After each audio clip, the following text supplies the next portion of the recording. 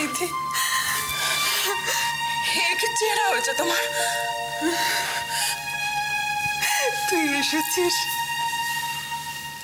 সেই এলি, কিন্তু তোর দিদির তো সর্বনাশ হয়ে গেছে। আমার সংসারটা শেষ হয়ে গেল রে জয়, আমার সংসারটা শেষ হয়ে গেল। সবকিছু শোনার পর আর আমি নিজেকে আটকাতে পারলাম না, তাই তোমার কাছে ছুটে এলাম। দিদি, আমার এই সর্বনাশটা অপর্ণার জন্য হয়েছে জানিস? কি বলছো তুমি? পিউষণা, চলো আমরা দুজনে মিলে খেলা করি। আমার সব খেলনার জিনিসগুলো আছে তো? সব খেলনার জিনিস আছে, চলো আমরা যাই।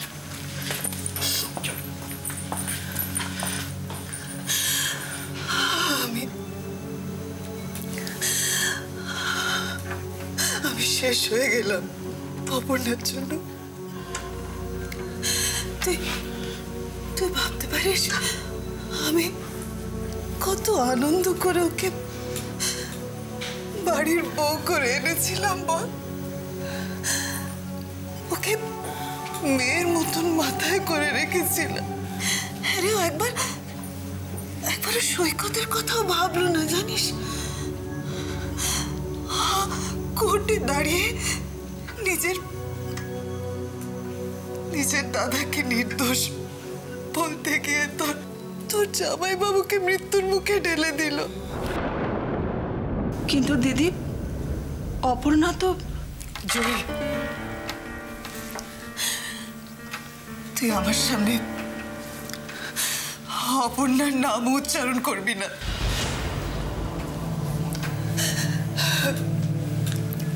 ওর একটাও কথা আমি তোর মুখে শুনতে চাই না। দিদি,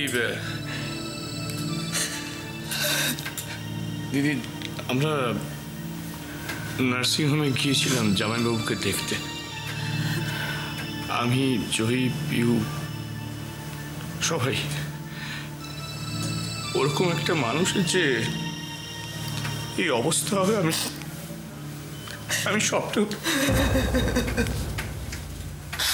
দিদি, জামাইবাবুকে দেখে আর স্থির থাকতে পারলাম না। অমন একটা হাসি খুশি মানুষ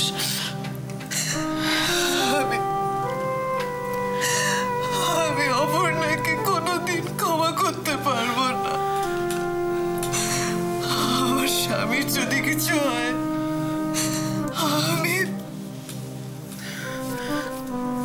তোরা কি স্নান করিস না? কি নোংরা। পিউষণা, এই নাও, এটা খেয়ে নাও। এটা কি? এটা হচ্ছে তুমি সব থেকে যেটা বেশি ভালোবাসো, চিকেন স্যুপ। না, আমি খাবো না। কেন খাবে না? কেন? এদের কি কেউ যত্ন করে না? তোমরা কোথায় যাবে? মিষ্টি বৌদির কাছে থাকলে ওরা একটু কষ্ট পেত না, জানো তো নিতাইদা? আমার মিষ্টি বৌদি না খুব ভালো ছিল। পিউষণা, হ্যাঁ, মিষ্টি বৌদি তো খুব ভালো ছিল, কিন্তু তুমি যদি এটা না খাও তাহলে তো আমি খুব দুঃখ পাবো। আচ্ছা, আমাদের মতো কি মিষ্টি বৌদিকেও তুই মা তাড়িয়ে দিয়েছে? তুমি সবাইকে তাড়িয়ে দেয় কেন? ও কথা থাক, তুমি এটা খেয়ে নাও। তুমি বরং আমাদের সাথে চলো। তোমাদের সঙ্গে যাবো? কেন যাবো? কেন? তুমি মা তো খুব দুষ্টু, দেখবে কোন তোমাকেও তাড়ি। পিউ